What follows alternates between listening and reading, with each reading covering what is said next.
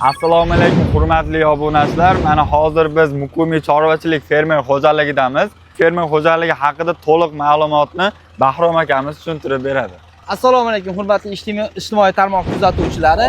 Muqimiy fermer xo'jaligimiz haqida to'liq ma'lumot bersam, Muqimiy fermer xo'jaligi 1995-yili Andijon tumani Haqiqat jamoat xo'jaligidan Haqiqat jamoat xo'jaligining chorva kompleksini, chorva fermer xo'jaligini auksionda sotib olish bilan boshlangan. Adashmasam 5 million so'm atrofiga 250 bosh qoramol, 7-8 dona texnika, shundan 2 dona yuk mashinasi, bitta chopiq traktori DT75 hamda KSK 100A ozuqa o'rish kombayni bilan 250 bosh qoramol, 57 gektar ekin maydoniga ega bo'lgan fermer chorva kompleksini 5 million so'm mablag'ga sotib olingan. Ishchilar soni qancha? O'sha vaqtda ishchilar soni 10-15 nafarni tashkil qilgan. 10-15 nafar ichida sog'uvchi-yu, molga qarovchi, boqarimiz hammasi shuni tashkil etgan. Sut ishlab chiqarish haqida ma'lumot bersangiz. Sut ishlab chiqarish haqida to'liq ma'lumot bersam, sut ishlab chiqarish 70-80 bosh sigirdan kunlik 200-250 kilo atrofida bo'lgan. Bu oylik 6 tonna atrofiga to'g'ri keladi. Har bir bosh sigirdan 7-8 litr, ko'pi bilan 7-8 litr sut sog'ib olingan o'sha vaqtda. Endi u vaqtdagi mollar naslli qoramollar bo'lmagan, o'zimizning jaydari sigirlar bo'lgan. U paytda hozirgina singari mol boqishga ilmiy yondashish, ratsioniga qarash, mollarga komfort sharoit yaratib berish degan narsa bo'lmagan. Shu kolxozda chala bitgan bir dona binosi bo'lgan, 250 bosh qoramol hammasi o'sha joyda saqlangan. Demak, hozir Bahrom aka fermani ichkarisiga kirib, hozirgi holati bilan umumiy tanishib chiqamiz. Mayli, kelinglar hozir fermadagi hozirgi holat, hozirgi qoramollarga yaratilgan sharoit va boshqa ma'lumotlarni to'liq aytib o'tamiz.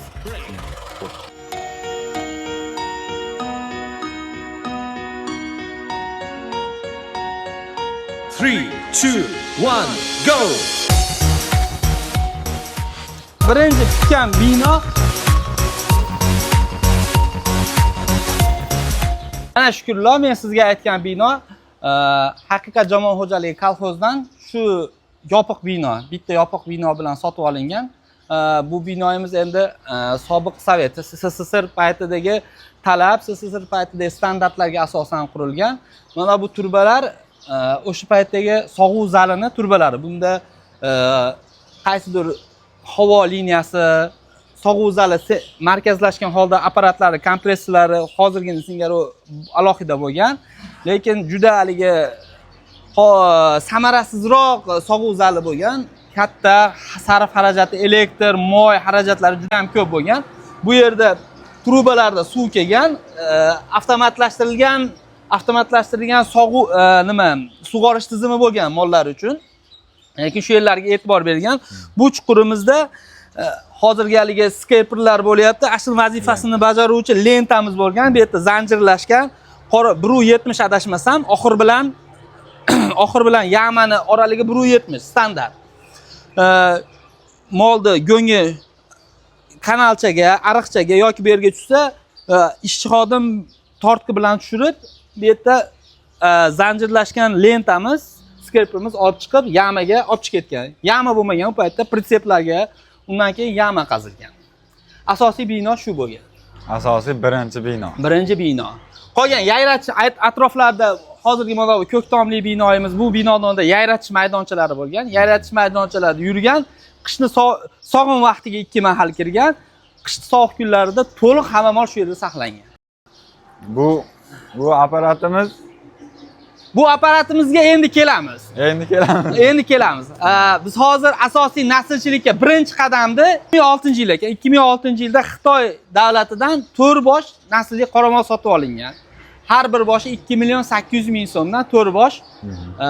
O'sha paytdagi pulga bir 3000 dollar atrofida. 3000 dollardan 4 bosh naslli xunajin sotib olib kelingan. Endi men sizga bir yo'li naslchilikka qo'yilgan qadamlarni bir yo'li aytib o'taman.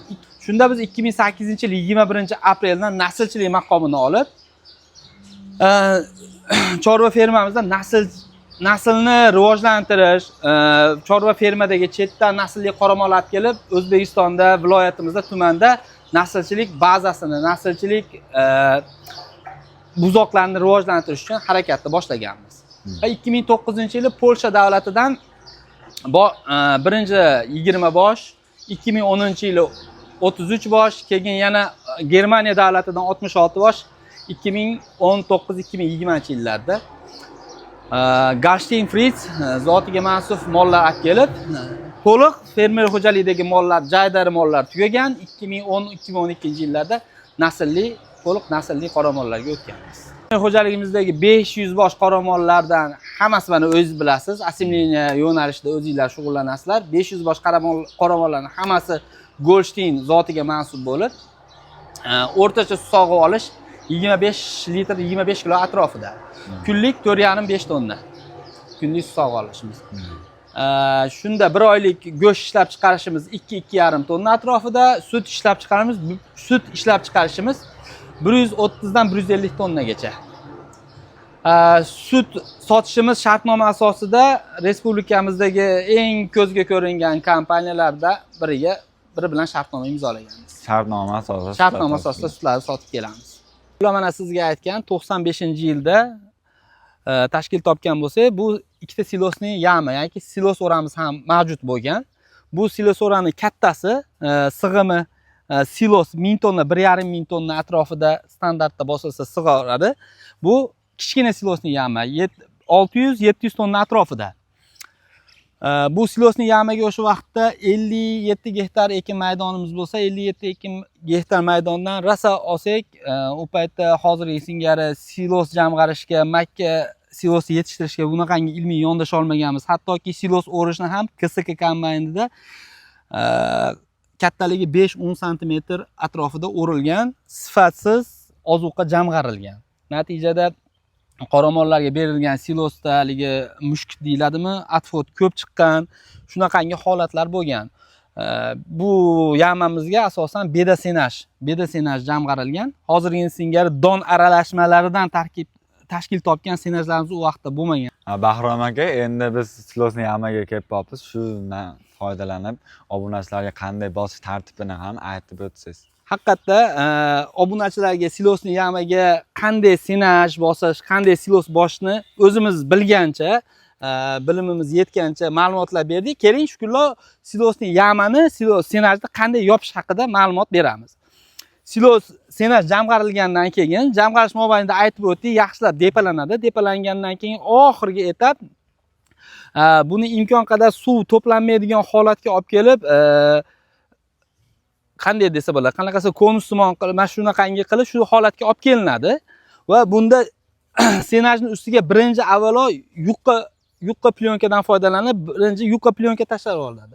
Bu hozir haligi oziq-ovqat mahsulotlarini ayni qolman strechlanayapti. Strech holatini havoda o'ziga nima qiladida, ustidan qalin plyonka yopib, imkoniyat bo'lsa press somondan shamolda uchib ketmasligi uchun yoki bo'lmasam balon shinalardan, eski shinalardan foydalanib ustini nima qilinsa ham bo'ladi. Ko'pchilik tuproqdan foydalanadi. Biz tuproq, loydan foydalanmaganimiz sababi baribir inson omili qatnashadi bu yerda. Har kuni nazorat qilib turishga imkoniyati yo'q. Silos yamani, senaj yamani ochish mobaynida plyonka olinayotganda, o't yuklanayotganda tuproq o'tga aralashib ketishi ehtimoli yuqori bo'lganligi uchun biz tuproqdan foydalanmaymiz. Oldin lekin o'sha loy somon qilib, tomsuvoq qilingandaqa qilinadi. Hozir bizga o'rgatgan mutaxassislar shu nimasi ham kam chiqimroq, ham qulay bo'lgani uchun shundan foydalanamiz. Bahrom aka, o'zimizda bor tajribalardan kelib chiqib, yangi boshlamoqchi bo'lgan chorva fermerlarimizga qanday maslahatlar berib o'ta olamiz? Chorva fermani yangi tashkil qilmoqchi bo'lgan kuzatuvchilarimiz uchun avvalambor ozuqa bazasini birinchi tashkil qilib olish kerak. Agar hozir mana auksion orqali yer qo'yiladi, yerda ekin maydoncha ozuqa ekini uchun yerda tashkil qilib, keyin olinayotgan, sotib olayotgan qoramolni nasliga e'tibor berish kerak. Avvalo birinchi bor yo'nalish tanlab olish kerak. Sut yo'nalishida chorva ferma tashkil qilmoqchimi yoki go'sht yo'nalishida? Shunga qarab zotni tanlab, ish boshlasa bo'ladi. Agar ozuqa uchun yeri bo'lmagan, chorva fermer tashkil qilmoqchi bo'lgan kuzatuvchilarimiz ozgina qiynaladi. Sababi buni ozuqani bozor narxida sotib olib, sut ishlab chiqarish, go'sht ishlab chiqarish ozgina rentabillikni pastga tushirib yuboradi. Iqtisodiy samaradorlikni pastga tushirib yuboradi. Foyda qiladi, kamroq foyda qiladi. Qachonki o'zida ekin maydoni bo'lsa, chorva mollarini saqlash uchun bino bo'lsa, ijaraga ishlamasa, o'ziniki bo'lsa, yaxshi foyda qiladi. Buning uchun asosiy mablag', tajriba, bizdanda ko'ra tajribaliroq chorva fermerlardan bir maslahatlar olib, hozir mutaxassislarga shulardan maslahatlar olgan nimada boshlasa bo'ladi. Yangi chorva ferma tashkil qilmoqchi bo'lgan kuzatuvchilarimiz, hamyurtlarimizga yana bir maslahat, bizdanda ko'ra tajribali mutaxassislar, tajribali chorva fermerlar hozir viloyatimizda, respublikamizda juda ham ko'p. Ulardan maslahat olib, chorva fermalariga, chorva komplekslariga borib, o'z ko'zlari bilan ko'rib, yana ham tajribalarini boyitib, yangi chorva ferma tashkil qilsa bo'ladi. Yangi chorva ferma tashkil qilmoqchi bo'lgan kuzatuvchilarimizga va hozirda chorvachilik faoliyati bilan shug'ullanayotgan hamkasblarimizga, hammalariga qilayotgan ishlariga Allohim o'zi baraka bersin. Chorva o'zi bir baraka, yana ham qilayotgan ishlarga Allohim o'zi baraka bersin. Hamisha yaxshi kunlarda sut, go'sht mahsulotlari serob bo'lgan, ozuqa mahsulotlarimiz arzon bo'lgan holatda yurmoqlik hammamizga nasib qilsin. Rahmat, Bahromjon aka, sizga ham rahmat. Sizga ham rahmat, shukrillah. Kanalimizni kuzatishda davom eting. Bundanda qiziqarli ma'lumotlar faqat Muqimiy fermer xo'jaligida. Kuzatuvchilarimizga bir so'rovnoma qilsak bo'ladimi? Andijon viloyatidagi yoki respublikamizdagi boshqa chorva fermerlarda ham shunaqangi kontent deysizlarmi? Hozirgi zamon aytiladi, kontentlar olsak qanaqa bo'ladi?